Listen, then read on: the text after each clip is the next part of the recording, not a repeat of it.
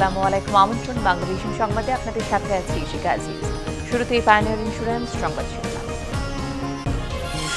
জাতীয় সংসদে ৩,৪০,০০০ কোটি টাকার বাজেট পেশ, প্রবৃদ্ধির লক্ষ্যমাত্রা ধরা হয়েছে ৭.২%।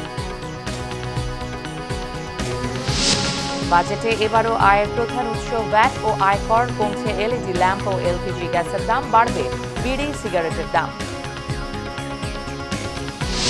এই বাজেটে জনকল্যাণ হবে না, রক্ষিত হবে দুর্নীতিবাজদের স্বার্থ, অভিযোগ বিএনপি নেতাদের।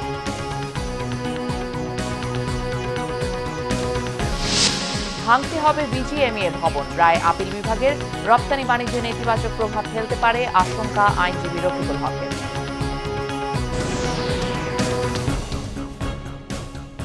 পাইওনিয়ার ইন্স্যুরেন্স সংবাদ শিরোনাম দেখছিলেন। চায়ের সাথে সেরাটা। বিস্তারিত সংবাদ। চলতি অর্থবছরের জাতীয় বাজেটের তুলনায় প্রায় ৩০% বড় বাজেট প্রস্তাব করেছেন অর্থমন্ত্রী আবুল মাল আব্দুল মুহিত। জাতীয় সংসদে তিনি ২০১৬-১৭ অর্থবছরের জন্য ৩,৪০,৬০৫ কোটি টাকার বাজেট উত্থাপন করেন। বেসরকারি বিনিয়োগকে ২-১ বছরের মধ্যে জিডিপির ২৪% নিয়ে যাওয়ার অঙ্গীকার ব্যক্ত করে অর্থমন্ত্রী বলেন, বিনিয়োগ পরিস্থিতি উন্নত করতে সরকার কার্যকর পদক্ষেপ নেবে। আগামী অর্থবছরের জন্য প্রবৃদ্ধির লক্ষ্যমাত্রা ধরা হয়েছে ৭.২%, আর মূল্যস্ফীতি ৫.৮%-এর নিচে রাখার প্রত্যয় আছে প্রস্তাবিত বাজেটে। নিজের রেকর্ড নিজেই ভাঙলেন আবুল মাল আব্দুল মুহিত। অর্থমন্ত্রী হিসেবে টানা ৮ বারের মতো জাতীয় বাজেট পেশ করলেন তিনি। ব্যক্তিগতভাবে এটি তাঁর ১০ম বাজেট পেশ। আগামী অর্থবছরের বাজেট উপস্থাপনার পূর্বে পুরো বাজেটের আকার ৩,৪০,৬০৫ কোটি টাকা, যেখানে অনুদান সহ সামগ্রিক ঘাটতি ৯২,৩৩৭ কোটি টাকা, জিডিপি অনুপাতে যা ৪.৭%। অনুদান ছাড়া ঘাটতির পরিমাণ ৯৭,৮৫৩ কোটি টাকা, যা কিনা জিডিপির ৫%। এবারের বাজেটে রাজস্ব আদায়ের লক্ষ্যমাত্রা ধরা হয়েছে ২,৪২,৭৫২ কোটি টাকা। এর মধ্যে এনবিআর নিয়ন্ত্রিত কর ২,০৩,১৫২ কোটি টাকা এবং জাতীয় রাজস্ব বোর্ড বহির্ভূত কর প্রাপ্তির লক্ষ্য ৭,২৫০ কোটি টাকা। কর ছাড়া অভ্যন্তরীণ প্রাপ্তি প্রাক্কলন করা হয়েছে ৩২,৩৫০ কোটি টাকা। উন্নয়ন বাজেট বা এডিপির আকার ১,১২,৫২৬ কোটি টাকা। এতে খাতওয়ারি হিসেবে সবচেয়ে বেশি ব্যয় হবে পরিবহন ও যোগাযোগ খাতে ২৬.৭%। দ্বিতীয় সর্বোচ্চ বরাদ্দ স্থানীয় সরকার ও পল্লী উন্নয়ন খাতে ১৭.৮%। তারপরে আছে শিক্ষা ও প্রযুক্তি খাত ১৫.৩%। এরপরে বরাদ্দের ক্রম অনুসারে আছে জ্বালানি ও বিদ্যুৎ খাত ১৩.৩%, অন্যান্য খাত ৭%, কৃষি খাত ৬.৪%, স্বাস্থ্য ৫.৫%, জনপ্রশাসন ৪.৬% এবং সামাজিক নিরাপত্তা ও কল্যাণ খাতে বরাদ্দের অনুপাত ৩.৪%। প্রস্তাবিত বাজেটে অর্থায়নের মূল উৎসই হচ্ছে জাতীয় রাজস্ব বোর্ড নিয়ন্ত্রিত কর, যা থেকে মোট বাজেটের ৬৯.৭% অর্থায়ন করার পরিকল্পনা রয়েছে। জাতীয় রাজস্ব বোর্ড বহির্ভূত কর থেকে আসবে ২.১%, কর ব্যতীত প্রাপ্তি ৯.৫%, অভ্যন্তরীণ অর্থায়ন ১৮.১%, বৈদেশিক ঋণ ও অনুদানের পরিমাণ যথাক্রমে ৯% ও ১.৬%। রাজস্ব আয় ছাড়া প্রস্তাবিত বাজেটে সম্পদের অন্যান্য উৎস হচ্ছে বৈদেশিক ঋণ ও অভ্যন্তরীণ ঋণ। বৈদেশিক ঋণ বাবদ আশা করা হচ্ছে ৩৮,৭৮৯ কোটি টাকা, আর অভ্যন্তরীণ ঋণের লক্ষ্য ৬১,৫৪৮ কোটি টাকা। এর মধ্যে ব্যাংকিং ব্যবস্থা থেকে ঋণ নেবার পরিকল্পনা ৩৮,৯৩৮ কোটি টাকা, আর ব্যাংক বহির্ভূত খাত থেকে সরকার ঋণ নিতে পারে ২২,৬১০ কোটি টাকা। অনুন্নয়ন ব্যয়ের মধ্যে সবচেয়ে বেশি ব্যয় হবে দেশি বিদেশি ঋণের সুদ পরিশোধে, যা মোট ব্যয়ের ১৭.৫%, প্রতিরক্ষা ৮.৪%।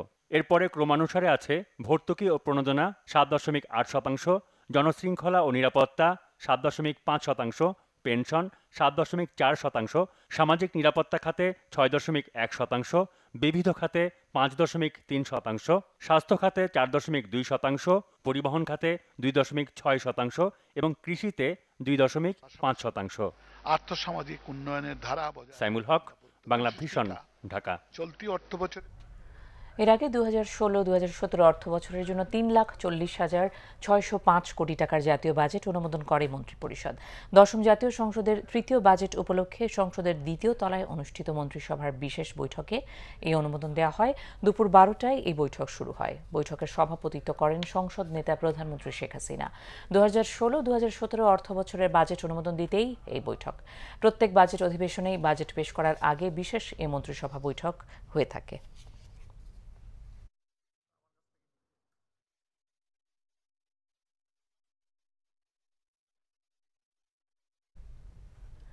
খরচ বেশি কিন্তু আয় কম, রাষ্ট্র সংসারের এমন টানাটানির পরও সীমাহীন প্রত্যাশা নিয়ে আবারও খরচের খতিয়ান বাড়ালেন অর্থমন্ত্রী।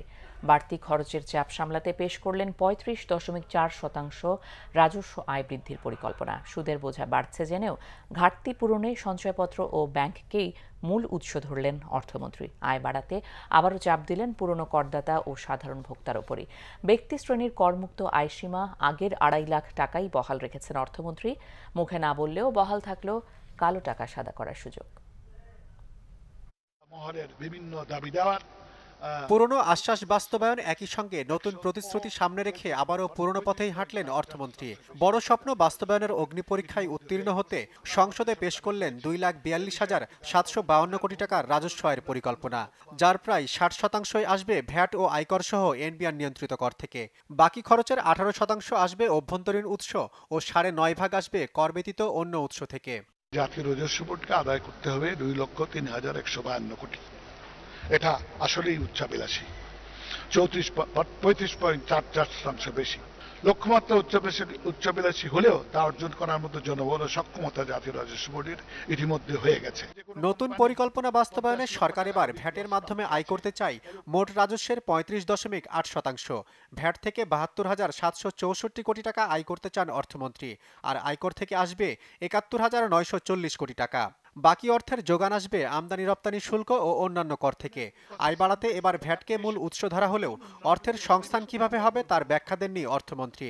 ব্যবসায়ীদের চাপের মুখে শেষ পর্যন্ত 1 জুলাই থেকে 15% ভ্যাট আরোপের সিদ্ধান্ত থেকেও পিছু হটলেন অর্থমন্ত্রী। মূল্য সংযোজন কর আগামী মাসেই কার্যকরী হওয়ার কথা ছিল, সেটা আমরা আরেকটি বছরের জন্য পিছিয়ে দিয়েছি। এই আইনটি জুলাই 2018 সালে পাস করা হবে বা প্রয়োগ করা হবে। আয় বাড়াতে অর্থমন্ত্রীর উচ্চাভিলাষী পরিকল্পনার পরও বাজেট ঘাটতি থাকছে 97,853 কোটি টাকা। বাজেট বাস্তবায়নে এই টাকার যোগান দিতে ব্যাংক থেকে 38,938 কোটি এবং সঞ্চয়পত্র থেকে 19,610 কোটি টাকার ঋণ নেবে সরকার। ধার নেওয়া হবে বৈদেশিক উৎস থেকেও। বাজেটে করমুক্ত আয়সীমা আগের 2.5 লাখ টাকায় বহাল রেখেছে সরকার। অঞ্চলভিত্তিক 3 থেকে 5,000 টাকার ন্যূনতম করও বহাল থাকছে।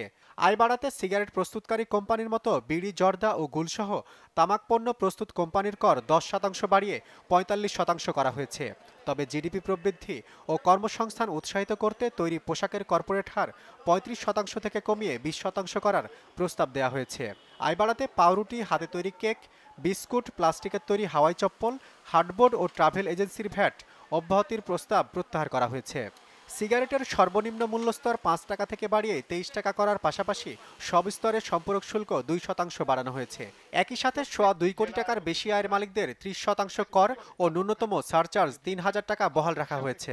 তামাকজাত পণ্য প্রস্তুত করা করদাতা, মোবাইল ফোন অপারেটর, অন্যান্য প্রতিষ্ঠানকে আলাদা করে তাদের গ্রস প্রাপ্তির উপরে ন্যূনতম কর হার নির্ধারণ করার প্রস্তাব করেছি, যথাক্রমে 1%, 0.75% এবং 0.6%। বাজেট বক্তৃতায় অপ্রদর্শিত অর্থ নিয়ে অর্থমন্ত্রী কিছু না বললেও বিদ্যমান আইনে জরিমানা দিয়ে কালো টাকা সাদা করার বিধান বহাল থাকছে নতুন বাজেটেও। আগামী 4 বছরে কর জিডিপির অনুপাত অন্তত 5% বাড়াতে চান অর্থমন্ত্রী। 16 কোটি জনগণের দেশে নিয়মিত কর পরিশোধ করেন মাত্র 12 লাখ মানুষ। ঠিকমতো কর পরিশোধ করেন না ব্যবসায়ীরাও। এই পরিস্থিতিতে করের আওতা বৃদ্ধি এবং রাজস্ব ফাঁকি দূর করতে না পারলে বিশাল রাজস্ব আয়ের টার্গেট পূরণ করা বেশ চ্যালেঞ্জিং হবে বলছেন বিশ্লেষকরা। জিয়াউল হক সবুজ, বাংলা ভিশন, ঢাকা। চাহিদার চেয়ে বেশি বিদ্যুৎ উৎপাদন হলেও জনগণের বিদ্যুৎ প্রাপ্তি নিশ্চিত হয়নি। তাই এবারের বাজেটেও বিদ্যুৎ ও জ্বালানি খাতকে অগ্রাধিকার দেওয়া হয়েছে বলে জানালেন অর্থমন্ত্রী আবুল মাল আব্দুল মুহিত। পরিকল্পনা করা হয়েছে 2021 সালের মধ্যে আরও 16,086 মেগাওয়াট বিদ্যুৎ উৎপাদনের। গ্যাস সংকট মোকাবেলায় এলএনজি আমদানির পাশাপাশি 108টি কূপ খননের উচ্চাভিলাষী পরিকল্পনার কথাও জানিয়েছেন অর্থমন্ত্রী। সরকারের উন্নয়ন পরিকল্পনার সাথে তাল মিলিয়ে অনেকটা এগিয়েছে বিদ্যুৎ খাত। গত 7 বছরে উৎপাদন ক্ষমতা বেড়েছে প্রায় 11,000 মেগাওয়াট, কিন্তু সঞ্চালন ও বিতরণ ব্যবস্থায় গতি না আসায় ঘরে ঘরে বিদ্যুৎ দিতে পারেনি সরকার। তারপরও 2021 সালের আগে সে লক্ষ্য পূরণ করতে চায় সরকার। তাই গত কয়েক বছরের ধারাবাহিকতায় এবারের বাজেটেও গুরুত্ব দেওয়া হয়েছে বিদ্যুৎ জ্বালানি খাতে। 2016-17 অর্থ বছরের জন্য বরাদ্দ দেওয়া হয়েছে 15,035 কোটি টাকা, যদিও তা শেষ হতে যাওয়া অর্থ বছরের তুলনায় 1,500 কোটি টাকা কম। পুরনো পরিকল্পনায় পরিবর্তন এনে 2021 সালের মধ্যে আরো 16,000 মেগাওয়াট বিদ্যুৎ উৎপাদন করতে চায় সরকার। গ্যাস ভিত্তিক কেন্দ্রের পাশাপাশি কয়লা, তরল জ্বালানি, নিউক্লিয়ার এনার্জি, নবায়নযোগ্য জ্বালানি ও বিদ্যুৎ আমদানিতে জোর দিয়েছে সরকার। উৎসাহ দেওয়া হয়েছে বেসরকারি বিনিয়োগকে। বিদ্যুৎ উৎপাদন ক্ষমতা বর্তমানের চাহিদার তুলনায় বেশি, তথাপি জনগণের বিদ্যুৎ প্রাপ্তি এখনো নিশ্চিত করা যায়নি, কারণ বিদ্যুৎ সঞ্চালন ও বিতরণ এখনো যথোপযুক্ত নয়।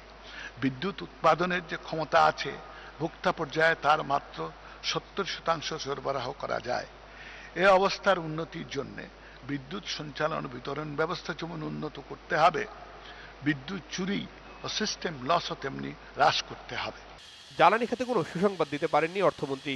গ্যাস অনুসন্ধান ও এলএনজি আমদানির মতো উচ্চাভিলাষী পরিকল্পনার কথা জানালেন তিনি। কবে নাগাদ এসব কাজের সফলতা আসবে কিংবা আদৌ আসবে কিনা তা বলতে পারেননি অর্থমন্ত্রী। একই সঙ্গে শিল্প উদ্যোক্তাদের গ্যাস পেতে আরো 2 বছর অপেক্ষার আহ্বানও তার। গ্যাসের অনুসন্ধান কার্যক্রম ত্বরান্বিত করে গ্যাসের মজুদ বৃদ্ধির কার্যক্রম আমরা গ্রহণ করেছি। 2021 সালের মধ্যে বাপেক্স 53টি অনুসন্ধান কূপ, 35টি উন্নয়ন কূপ এবং 20টি ওয়ার্ক ওভার কূপ খনন করার পরিকল্পনা নিয়েছে। এসব কূপ হতে দৈনিক 9,043 হতে 1,105 মিলিয়ন মেগাফুট গ্যাস উৎপাদন হবে বলে আশা করি। আমরা ব্যক্তি বিনিয়োগের প্রতিবন্ধকতা দূর করার জন্য জ্বালানি ঘাটতি সমাধানের জন্য এলএনজির আমদানি করছি। এলএনজি আমদানির উদ্যোগ এবং সেটাকে সরবরাহ করার সুযোগ আমরা 2 বছরের মধ্যেই করে দেব। 2 বছর পরে 2 বছরের জন্য অপেক্ষা করতে হবে। সংসদে দেওয়া তথ্য অনুযায়ী দেশে মাথাপিছু বিদ্যুৎ উৎপাদন 371 কিলোওয়াট। বিদ্যুৎ সুবিধা পাচ্ছেন জনসংখ্যার 76%। 15% থেকে সিস্টেম লস নেমে এসেছে 10%। বাসা বাড়িতে গ্যাস সংযোগ বন্ধের পরিকল্পনা বাস্তবায়নে এবারে বাজেটে কমানো হয়েছে এলপিজি বা সিলিন্ডার গ্যাসের দাম। একসঙ্গে তুলে নেওয়া হয়েছে বিদ্যুৎ জ্বালানি খাতের ভর্তুকিও। রিশাদ নাসরুল্লাহ, বাংলা ভিশন, ঢাকা। বড় বাজেটের অর্থের সংস্থান করতে করের আওতার সাথে বাড়ছে বেশ কিছু পণ্যের শুল্ক। সে তালিকায় রয়েছে সিগারেট, বিড়ি, জর্দা, গুল, ট্যালকাম পাউডার, আমদানি করা চাল সহ বেশ কিছু পণ্য। তবে শিল্প বিকাশ ও জনস্বার্থের বিবেচনায় LPG gas cylinder, petroleum jelly, LED lamp, সিম কার্ড সহ বেশ কিছু পণ্যের শুল্ক কমানোর প্রস্তাব দিয়েছেন অর্থমন্ত্রী।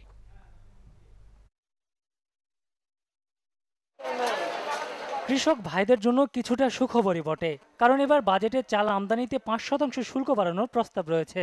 এতে ভারত থেকে চাল আমদানির প্রবণতা কমে গেলে চালের ন্যায্য দাম পাওয়া কৃষকের জন্য সহজ হবে। বরাবরের মতো সিগারেট, বিড়ি ও তামাকজাত পণ্যের দাম এবারও সামান্য বাড়ছে। নিম্ন স্তরে সিগারেটের সম্পর্ক শুল্ক 48% থেকে 50%, আর উচ্চ 2 স্তরে 1% বাড়ে যথাক্রমে 61 থেকে 62 এবং 63 থেকে 64% নেওয়ার প্রস্তাব রয়েছে অর্থমন্ত্রীর। ফিল্টারযুক্ত 20 শলাকার 2 স্তরে বিড়ির দাম 5% শুল্ক বাড়ছে।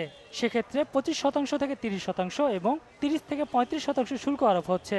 জর্দা ও গুল ব্যবহারে নিরুৎসাহিত করতে বিদ্যমান 60% শুল্ক 100% নেওয়ার প্রস্তাব রয়েছে। ট্যালকম পাউডারের শুল্ক 5% থেকে 10% করার প্রস্তাব দিয়েছেন অর্থমন্ত্রী। এদিকে শুল্ক কমছে সব ধরনের এলপিজি সিলিন্ডারের। 5,000 লিটারের নিচে এলপিজি গ্যাস সিলিন্ডারের শুল্ক 15% কমছে। পেট্রোলিয়াম জেলির শুল্ক 25% থেকে নামিয়ে আনা হচ্ছে 15%। এলইডি ল্যাম্প তৈরির যন্ত্রাংশ আমদানিতে শুল্ক 25% থেকে 0% করার প্রস্তাব রয়েছে। এছাড়া সিম কার্ড ও স্মার্ট কার্ডের দাম কমবে, কারণ ওই দুটি পণ্য উৎপাদনের যন্ত্র আমদানিতে বিদ্যমান 10% শুল্ক 0% নামিয়ে আনার প্রস্তাব দিয়েছেন অর্থমন্ত্রী। বাজেট যত বড় হবে, জনগণের উপর প্রত্যক্ষ পরোক্ষ করের বোঝা চাপবে, এটি সহজ অঙ্ক। তবে সেই অর্থ দুর্নীতির মাধ্যমে অপচয় না করে রাষ্ট্রের কাজে সঠিকভাবে ব্যবহার হবে, এই প্রত্যাশাই সবার। GM Hasan, Bangla vision, Dhaka. ঘোষিত বাজেট বাস্তবধর্মী নয় বলে মন্তব্য করেছেন তত্ত্বাবধায়ক সরকারের সাবেক উপদেষ্টা ডক্টর এবি মির্জা আজিজুল ইসলাম। অন্যদিকে পরিকল্পনা কমিশনের সদস্য ডক্টর শামসুল আলম বলেন 7.2 লক্ষ্যমাত্রার প্রবৃদ্ধি অর্জনে বাজেট শতভাগ বাস্তবধর্মী। অন্যদিকে অর্থনীতিবিদ ও ব্যবসায়ী নেতারা বলছেন সমন্বয়ের অভাব রয়েছে ঘোষিত বাজেটে।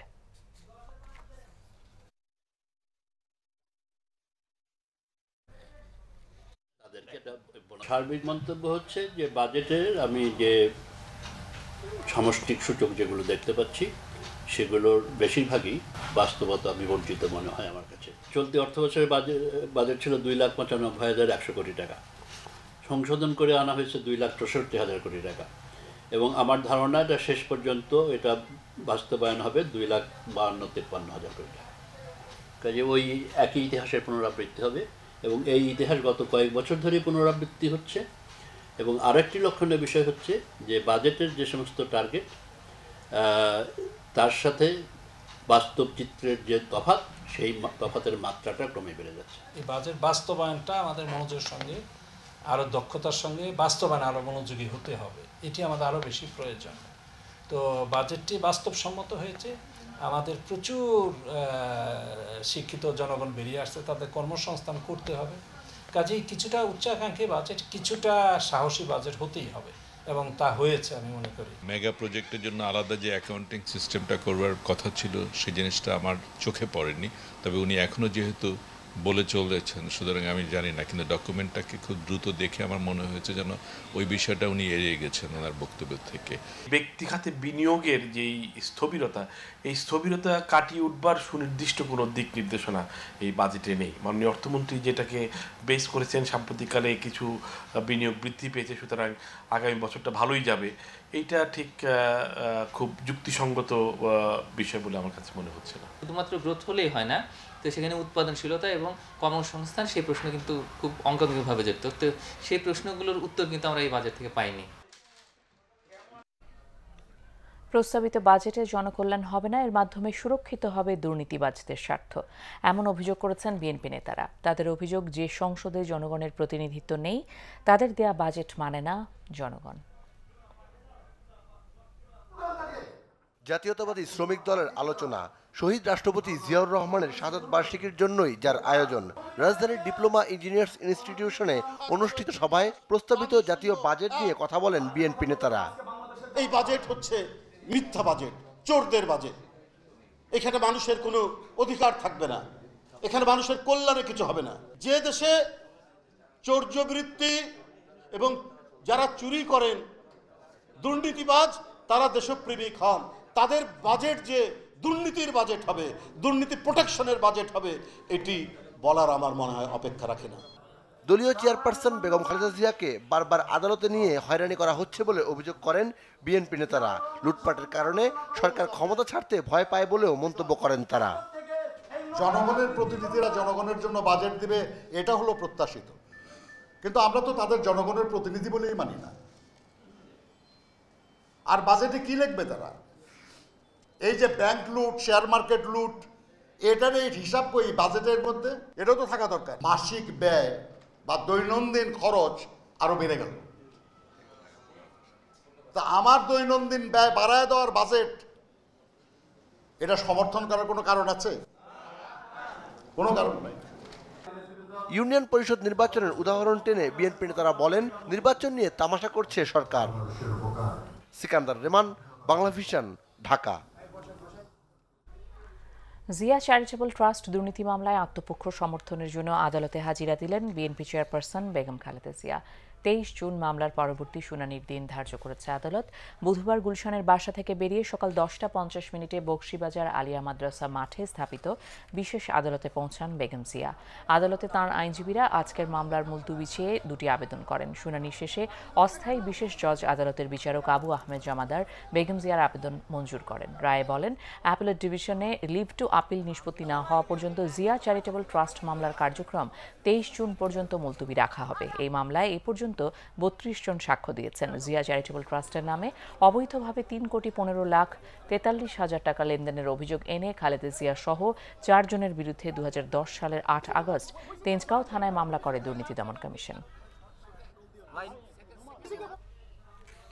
বিজিএমইএর ভবন ভেঙে ফেলতে হাইকোর্টের দেয়া রায় বহাল রেখেছেন সুপ্রিম কোর্টের আপিল বিভাগ। মামলায় অ্যামিকাস কিউরি হিসেবে থাকা আইনজীবী মঞ্জিল মোর্শেদ জানান, বিজিএমইএর আবেদন খারিজ হওয়ায় ভবনটি ভেঙে ফেলতে এখন আর কোনো আইনগত বাধা নেই। বিজিএমইএর আইনজীবী রফিকুল হক বলেন, আদালতের রায় অনুযায়ী ভবনটি ভেঙে ফেলতে হবে, তবে এটা ভেঙে দিলে দেশের রপ্তানি বাণিজ্যে নেতিবাচক খারাপ প্রভাব ফেলতে পারে বলে আশঙ্কা প্রকাশ করেন তিনি। রাজধানীর হাতিরঝিল এলাকায় তৈরি পোশাক মালিকদের সংগঠন বিজিএমইএর ভবন ভেঙে ফেলতে হাইকোর্টের দেয়া রায় বহাল রেখেছে আপিল বিভাগ। 2011 সালে হাইকোর্ট জলাধার রক্ষা আইন লঙ্ঘন করে হাতিরঝিলে গড়ে তোলা এই ভবনটিকে অবৈধ ঘোষণা করে 90 দিনের মধ্যে ভেঙে ফেলার নির্দেশ দেয়। এই রায়ের বিরুদ্ধে করা বিজিএমইএ কর্তৃপক্ষের আপিল আবেদন শুনানি শেষে বৃহস্পতিবার খারিজ করে দেন প্রধান বিচারপতি সুরেন্দ্র কুমার সিনহার নেতৃত্বে আপিল বেঞ্চ। পরে মামলার অ্যামিকাস কিউরি ও বিজিএমইএর আইনজীবী জানান, আদালতের রায় অনুযায়ী ভবনটি ভেঙে ফেলতে হবে। যে জমিটা ছিল পানি উন্নয়ন বোর্ডের, সেক্ষেত্রে রপ্তানি উন্নয়ন ব্যুরো কিভাবে তাদেরকে জমি দিলেন, এই প্রশ্নের উত্তরও এই প্রশ্ন যখন আদালত করেছেন সেটিরও কোনো জবাব তারা উপস্থাপন করতে পারেনি। সর্বোপরি সবকিছু শুনে আদালত দীর্ঘ শুনানি শেষে এই বিজিএমইর ভবনটি ব্যাপারে যে আপিল করা হয়েছিল বিজিএমইর পক্ষ থেকে, সেই আপিলটি খারিজ করে দিয়েছেন এবং এখন এই হাইকোর্টের নির্দেশ অনুসারে এই ভবনটি এখানে ভেঙে ফেলার জন্য আর কোনো বাধা থাকলো না। ভেঙে দিতে হবে। আমি ব্যক্তিগতভাবে মনে করি এই বিল্ডিংটা ভেঙে দিলে, বিজিএমই ভেঙে দিলে, this will effect hour economy very badly. Appeal বিভাগের এই রায় পুনর্বিবেচনার আবেদন করা হবে বলে বিজিএমইর পক্ষ থেকে জানানো হয়েছে। আইন যেটা বলবে আমরা সেটাই করব, তবে আমি অনুরোধ করব যে এই সমস্ত এই সেক্টরের যে বিগত 35 বছরের যে অবদান, সেই অবদানের কথা বিবেচনা করে যদি রিভিউতে কোনো রকম কোনো সুযোগ থাকে বা আলাপ আলোচনার ভিত্তিতে যে কোনো কিছু হইতে পারে। আওয়ামী লীগ ক্ষমতায় থাকাকালীন 1998 সালে বিজিএমইএর প্রধান কার্যালয় হিসাবে এই ভবনটি নির্মাণের কাজ শুরু হয়।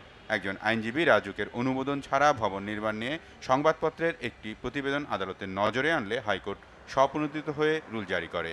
রুলের শুনানি শেষে হাইকোর্ট বিজিএমইএ ভবন অবৈধ ঘোষণা করে তা ভেঙে ফেলার নির্দেশ দেয়। পরবর্তীতে হাইকোর্টের এই রায়ের বিরুদ্ধে বিজিএমইএ আপিল করে, তবে আপিলের রায়ও ভবন ভেঙে ফেলার নির্দেশ বহাল থাকল। রকুনুজ্জামান, বাংলা ভিশন, ঢাকা। নিচ্ছি গ্রেট ওয়াল সিরামিক্স সংবাদ বিরতি, সঙ্গেই থাকুন। ফিরে এসে থাকছে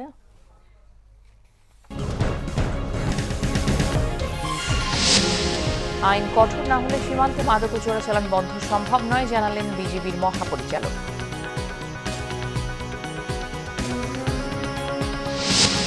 স্বাস্থ্যমন্ত্রীর বাড়ির সামনে হামলার ঘটনায় 1400 নার্সের বিরুদ্ধে পুলিশের মামলা।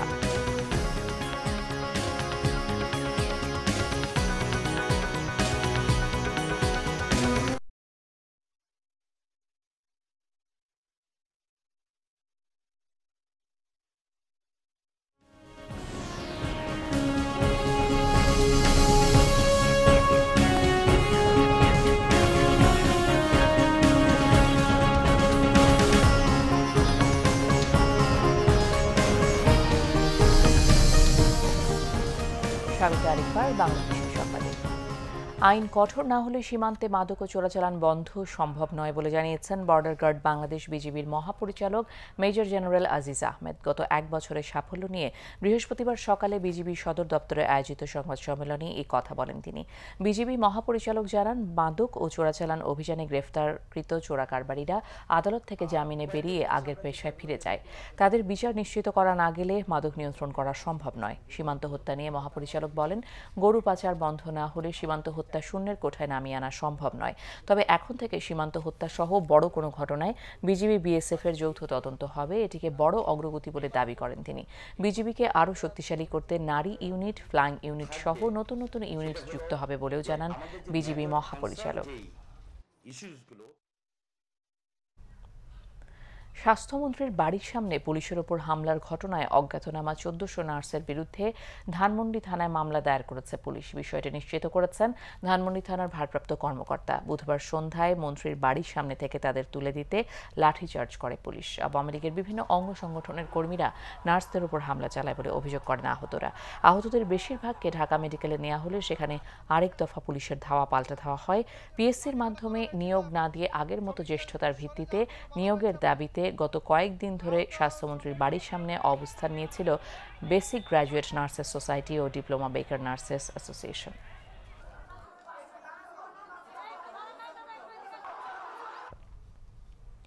কারাগারে থেকে জঙ্গি ও সন্ত্রাসীরা যাতে রাষ্ট্রবিরোধী তৎপরতা চালাতে না পারে সে বিষয়ে কর্মকর্তা কর্মচারীদের সতর্ক থাকার আহ্বান জানিয়েছেন স্বরাষ্ট্রমন্ত্রী আসাদুজ্জামান খান কামাল। সকালে গাজীপুরের কাশিমপুর কেন্দ্রীয় কারাগারে কারারক্ষী ও মহিলা কারারক্ষীদের মৌলিক প্রশিক্ষণ কোর্সের 48তম ব্যাচের সমাপনী অনুষ্ঠানে প্রধান অতিথি হিসেবে তিনি এই কথা বলেন। কারাগারকে সংবেদনশীল ও স্পর্শকাতর প্রতিষ্ঠান আখ্যা দিয়ে কারারক্ষীদের উপর অর্পিত দায়িত্ব সুচারুরূপে পালনের মাধ্যমে রাষ্ট্রীয় নিরাপত্তা ও শৃঙ্খলা নিশ্চিত করারও আহ্বান জানিয়েছেন তিনি। কারা অধিদপ্তরের মহাপরিচালক ব্রিগেডিয়ার জেনারেল সৈয়দ ইফতেখার উদ্দিন এ সময় উপস্থিত ছিলেন।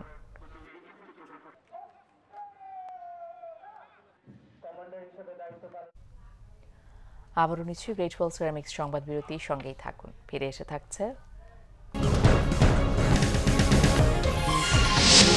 যুক্তরাষ্ট্রের রিপাবলিকান মনোনয়ন প্রত্যাশী ডোনাল্ড ট্রাম্পকে প্রতারক হিসেবে আখ্যায়িত করলেন হিলারি ক্লিন্টন।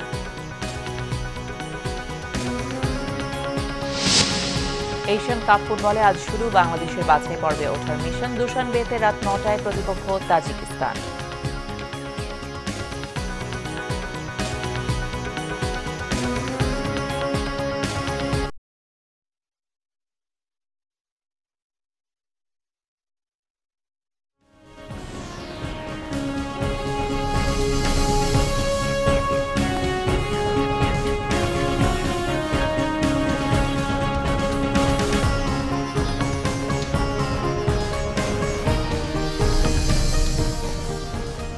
আরও একবার স্বাগত বাংলাদেশের সংবাদে। আমিন জুয়েলার্স আন্তর্জাতিক সংবাদ এবার।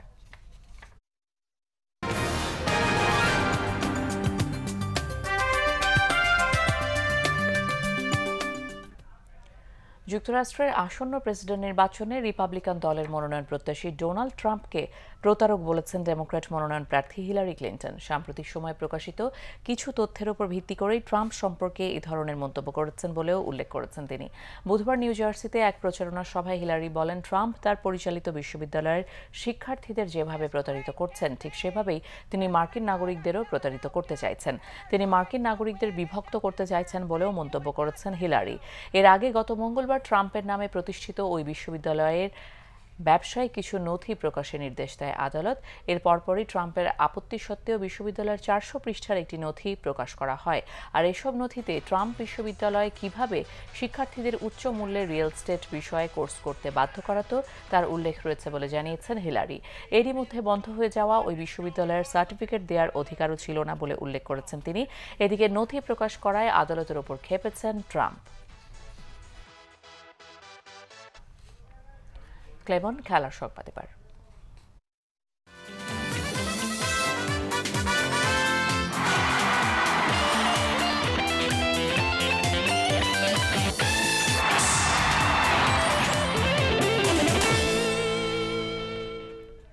ইংলিশ ক্লাব সাসেক্সের হয়ে কাউন্টি ক্রিকেটে মুস্তাফিজুর রহমানের খেলতে যাওয়া উচিত বলেছেন টাইগারদের প্রধান কোচ চন্ডিকা হাথুরুসিংহে। তিনি বলেন, ইংল্যান্ডের কন্ডিশনও বড় পরিসরে খেললে মুস্তাফিজ উপকৃত হবে। এতে উপকৃত হবে বাংলাদেশের ক্রিকেটও। সুযোগ থাকলে কাউন্টিতে আরও বেশি ক্রিকেটার পাঠানোর পক্ষে হাথুরুসিংহে। বাংলাদেশ ক্রিকেট বোর্ড হাথুরুসিংহের সঙ্গে চুক্তির মেয়াদ 2019 বিশ্বকাপ পর্যন্ত বাড়িয়েছে।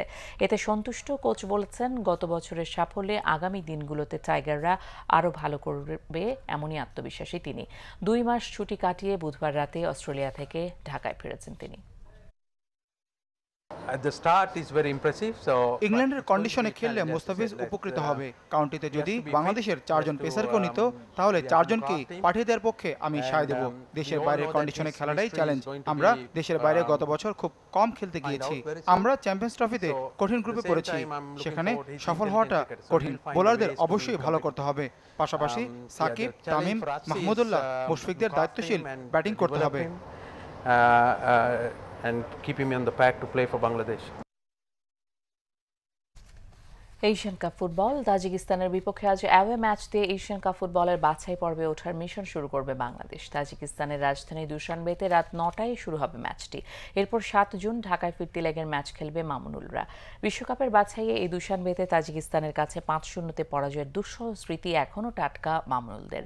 যদিও ঢাকায় ফিরতি ম্যাচে বাংলাদেশ এগিয়ে থেকে অতিরিক্ত সময়ের গোলে ড্র করে 1-1 ঢাকার ম্যাচে দলের সঙ্গে ছিল লুডভিগ ড্রিক্রুয়েফ। 1 মাস মেয়াদে দায়িত্বে ফেরা এই ডাচ কোচ ওই ড্র থেকেই খুঁজছেন অনুপ্রেরণা। দলের অনুশীলন নিয়ে তৃপ্ত ক্রুইফের বিশ্বাস, ভালো কিছু করার জন্য মুখিয়ে থাকা ছেলেরা এবার হতাশ করবে না।